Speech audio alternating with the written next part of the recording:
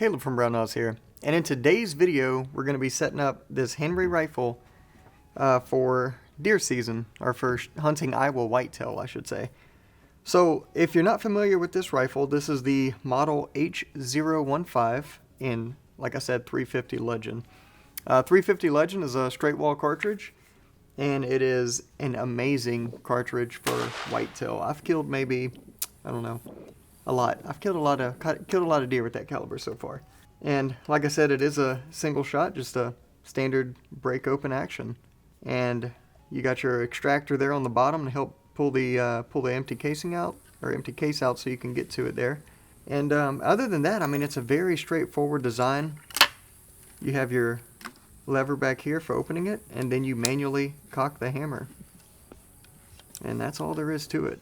So with this particular style of firearm, you don't cock the hammer until you're ready to shoot. So you would, as you're walking around with the rifle or going to the stand or blind or whatever, you would just leave it in the down position, and then when you're ready to fire, you simply cock it, point, and shoot. And with that being said, the hammer itself, I'll kind of show you once we get the scope on it, but the only thing I would recommend adding to this setup that we don't have here today is going to be a hammer extension, which is just a little piece of metal that mounts on one side or the other and acts as an extension for the hammer. And once we get that scope on there, you'll see why. But let's go ahead and kind of jump right into it here. I'm going to put this one, I'm just going to hold the barrel gently in our padded Brownells vise here. And I'm going to tilt it a little bit towards you so you can see a little better what's going on. Or you may not be able to see that at all. But what we do have here, and what I'm going to remove first, after I talk about the scope and rings and stuff here, is going to be these plug screws. You have 3 plug screws on top, and they serve no purpose but to just plug the hole that our base is going to go on. And an optic is completely optional because you do have iron sights here it comes with. So you have your adjustable rear sight here, and then a gold bead front dot. So if you don't want a scope, you don't have to run with one. You could just use these right here. So you could say it's ready to go right out of the box. All right. There we go. Okay, the optic we're going to be using here, this is a Burris Fullfield E1 with BDC specifically for 350 Legend. Now that's not, subsonics. That's for your standard loads should be, pretty close, within a couple hundred yards to that. So you'll be good to go from there. And let me just kind of get it set down here. All right. And the rings we're going to be using for that optic are some standard Burris Z-Rings. So as you notice with this here, we're not really breaking the bank on anything, but we're using just some good quality yet affordable options here.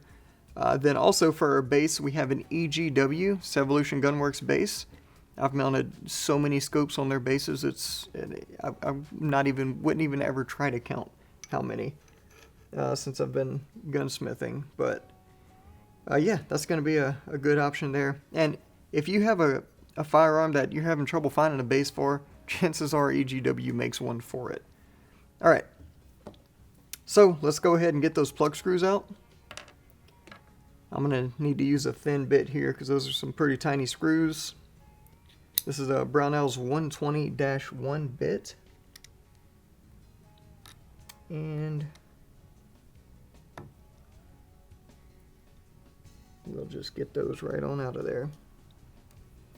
And I used to have a little medicine bottle sitting on my workbench that I just put these in. That's where, every time I took them out of a gun, that's where they went. Unless the customer specifically asked for them. Here we go. All right. And then from here, we're going to go ahead and put our base on. So EGW base, it comes with that looks like a T20. Nope, just kidding. That's a T10. Went the wrong way with the sizing there.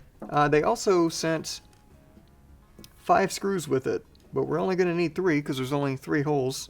That's okay, I'd rather have too many than too little when it comes to that.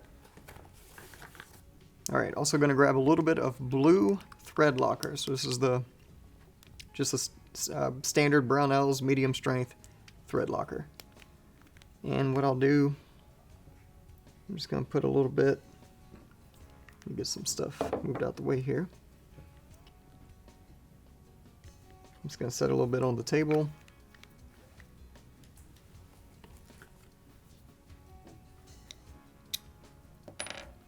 And then I'm going to take that T10, take one of my screws, and just dip it in there. A little bit goes a long way. I'm going to take the base and lining up the 3 screws so that it doesn't come over the receiver. I'm actually just going to slip this screw through first.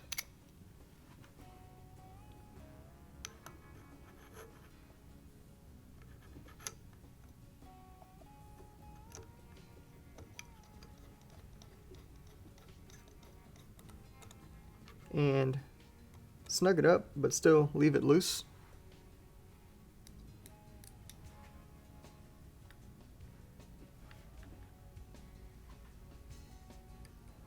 And just do the same exact thing with the other 2 screws.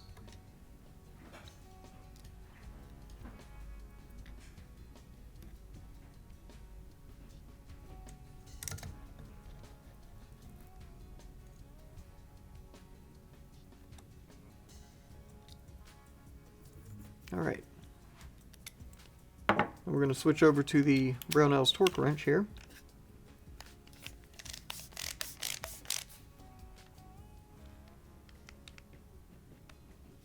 And we're going to set this, let's see where it's set here.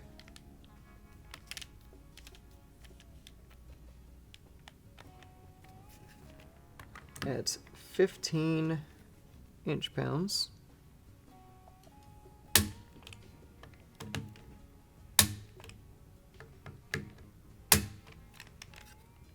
I think that's 15. Let's do that. There we go. Okay. Numbers are hard today. Alright. So the base is on the rifle. That's all we need to do there. And then now we can start determining where we're going to want our scope. So what we need to do at this point is, typically eye relief on this one for most shooters is going to be almost even, but not quite. So we're actually going to be about right there. So we're going to be about ½ an inch in front of the end of the actual lever itself. So that'll give us an idea of where to put our rings. So if I put one right here and then another one right here, then that'll give us plenty of room to move back and forth for setting up our eye relief. Okay, so with these Z-rings, you just take out the cross bolt and then you slide them over the rail.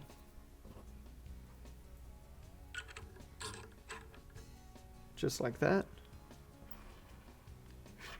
And then our cross bolts, that looks like a T15 this time. There we go. Okay.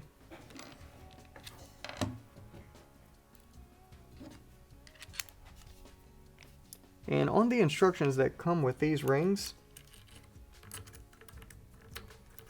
Burris didn't give a torque value for this right here. And I think the reason is because there's a little bit of tolerance differences between different bases, and these actually, they're not like your traditional style where they have a floating clamp. These are actually all built into one piece. So I might not even use the torque wrench. I might just do this one by hand.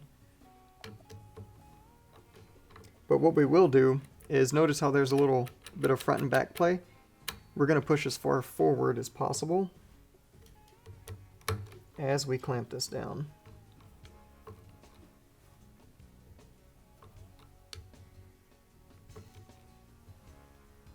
And we'll snug that up real nice there. Do the same thing for the fronts.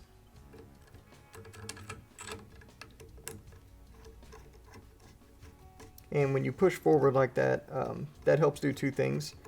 For one, with these style of rings, it helps keep them aligned so that when you put your scope in them, they are actually aligned with the optic.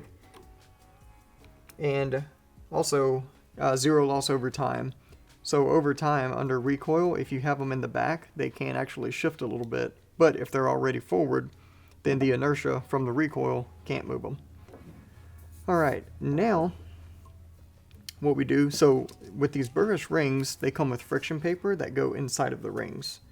So you just tear it off and neatly drop it in there. And you're going to do the same for each ring half for a total of 4. Because we're going to do the bottoms and the tops.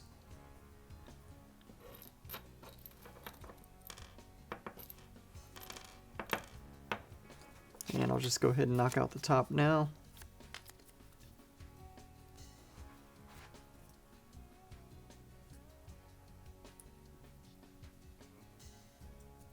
Just like that.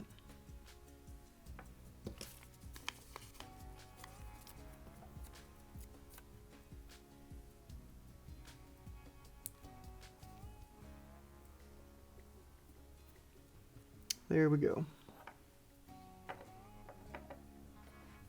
Now we can drop our scope in. And you can see now why that hammer extension is going to come in handy. Makes things a lot easier whenever you need to get up under there to get to that hammer. We're going to go about, I typically know where my eye relief personally is, so I'm going to go about right there, and that should be fine. Alright, and then also, well actually, first I'll put on my ring tops, put on my screws, and just put everything on there loose.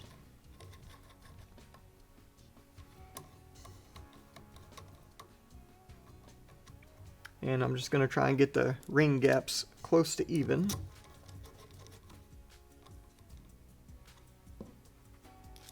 And the way I actually do that is, so I'll show you here. On this one, I'll start on this side, and I'll push it just like that. Okay, now this side I'll clamp with my hand until all the gap is on this side, and I'll just watch it close as I turn the screw. And you can see the gap is getting bigger on this side. When they're about even, I know I'm done.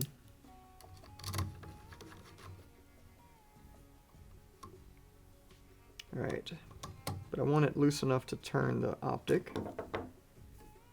Just like that. Okay. Now I have this, let's see if there's enough, there should be enough gap to use it. This is a Arisaka scope leveling tool here. So you're just going to set it on your rail.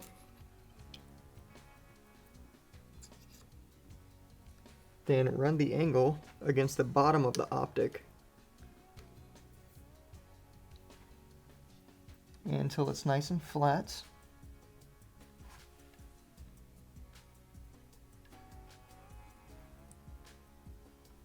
That's looking pretty good.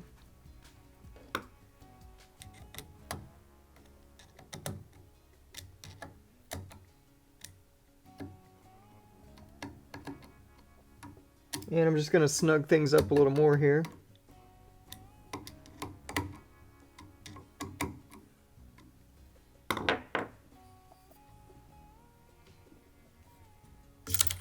Alright, and the provided torque specs for the ring tops are 30 to 35 inch-pounds, so quite a bit there.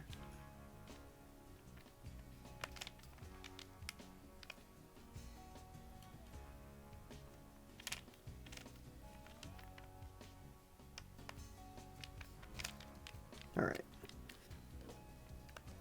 There we go. Okay.